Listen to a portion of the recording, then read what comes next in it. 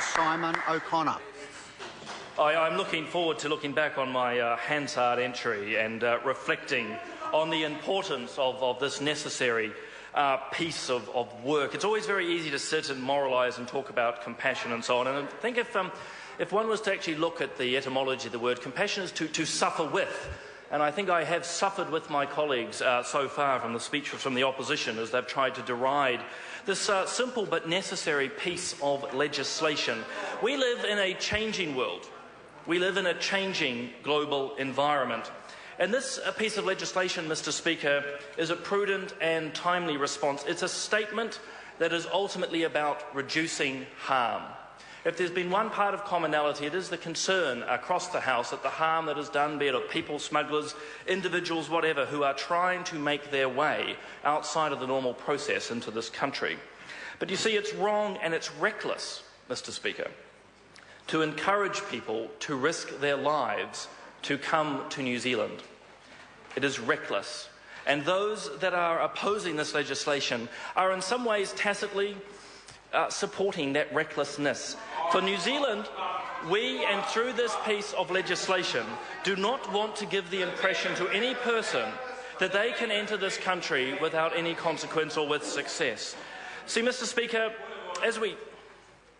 Point of order, the Honourable David Cameron. I take offence at the reference, and that again, as a former Immigration Minister, the suggestion that members on this side of the House and myself personally would be supporting that kind of practice is ridiculous, as is the rest of the members' speech. Look, these are debatable points, and each party has an opportunity to rebut what is being said, and this is a point of view of a national member, and it is totally in order. And I'll ask Simon O'Connor to continue.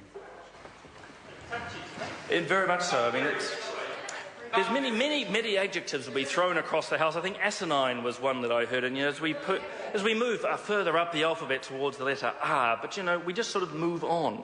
So we're back here about this whole industry of allowing people to jump the queues, to move illegally into New Zealand. I come back to what I said at the start. This bill is about minimising harm. That is a principle which is incredibly important, I'm sure, across the entire House. And so this bill is an important and useful tool for managing this potential issue. We've heard that there is no problem, though. We've heard from different parts of the House, there is no problem, this isn't going to happen. Well, this isn't a solution without a problem. This bill, they say, is an overreaction, that it's ineffective.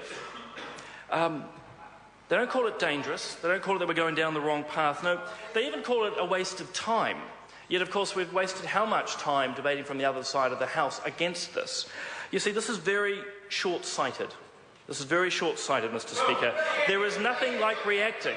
There is nothing like reacting about a problem until after it's occurred. Labor sort of wants us and other parties to put up a fence on the cliff after someone has fallen off it. It's very Labor. Let the problem develop, tinker with it, and then claim to fix things. You see, this party is about anticipating issues and making a very clear statement of what is appropriate and what is not. It is not appropriate, Mr. Speaker, for people to jump the queue to enter into this country. Mr. Speaker, we have a range of avenues for people to enter into this country already, a whole panoply, if you like, of options. We do also have, as has been noted from the other side of the House, the refugee quota, and there is space there. Does that mean that there is space there for people to come into this country continuing through the refugee quota? We have that opportunity. If people wish to pursue that through the avenues that they have from the countries that have been mentioned, there are processes for that. But what we are encouraging here is first in, first served. Don't follow the process. Don't follow the rules. If you make your way here, we just allow you to jump the queue. And that is just not appropriate, Mr. Speaker. This is a developing and a potential problem for the future. I'm not saying that there are piles of people coming in here right now, but this government is about anticipating where the future goes. We are not looking at this 50 years ago. This is a developing issue for this country and for the world. I was reading The Economist a bit earlier, and it was saying, look, there's more than 1 million people who have been crossing the boundaries, be it into America or into the European Union. This is not a small problem. New Zealand exists within that global community and needs to put up and make very clear statements. There are processes to enter this country. and we put through a manner of law, and this bill to manage that is entirely and completely appropriate. As I said before, we have these avenues, and I think this bill makes it very clear that that is the appropriate way for people to enter this country. And on that, Mr. Speaker, I will end. I understand the next call is a split call. I'll ring the bell with a minute to go. The Honourable Trevor Mallard. Thank you, Mr. Speaker, and I find it a bit rich that the member finishes his speech talking about the rule of law in New Zealand, when we all know that this bill has been brought in this week as a dog whistle diversion in an attempt